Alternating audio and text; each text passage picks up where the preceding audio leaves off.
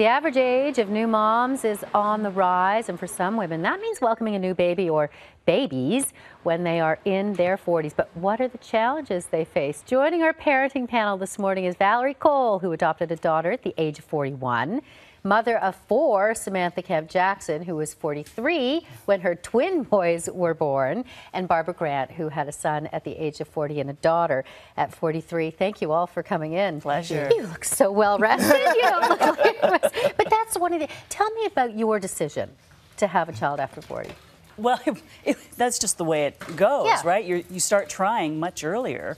I think we were trying, I finally met the guy by 35, so we hit the ground running before we even got married. We tried, and you do everything, acupuncture, nutritional counseling, in vitro. And it's a tough journey to go through that. It's a tough journey, and every month, you feel like a failure when it doesn't happen. So we eventually said, you know what, never mind this is ruining our life, let's just go for adoption. And so that's how we were able to finally make it happen for us. But that didn't happen until I was 41. Wow. And for you, Samantha, you had children earlier. Yes, I did, very early. But then twins, and you were how old? I was 43.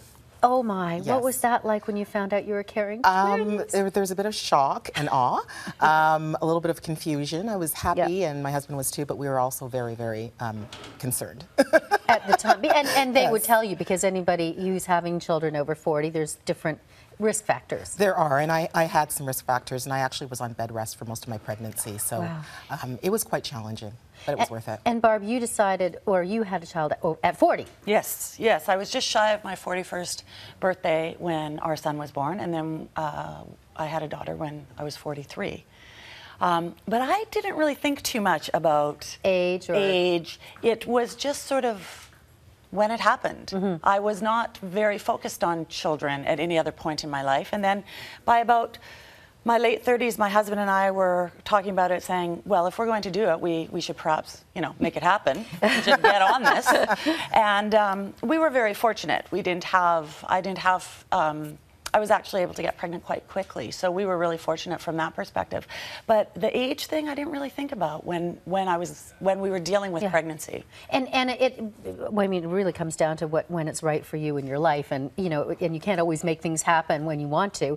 But for you, tell me about having children before, and I guess the pros and cons of having been a parent before already, but having twins, which is a houseful for you. Right. So I'm a little bit of an atypical situation, Bev. So I have a 30-year-old, a 12-year-old, and 2 6-year-olds. So I'm very strange. So there's a big disparity there, and there are pros and cons. I'm definitely more financially secure now, and I'm more confident in my abilities to parent. But when I was raising my older kids, I had more energy, so I didn't get as tired, and I wasn't dealing with hormonal issues. So. And did you find, how do people respond?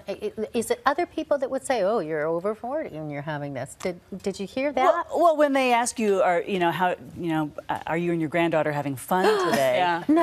That can You do not happen. look like a grandmother. No, but it happens, right? I mean, I get weird questions too because my daughter doesn't really look like me because she's adopted. So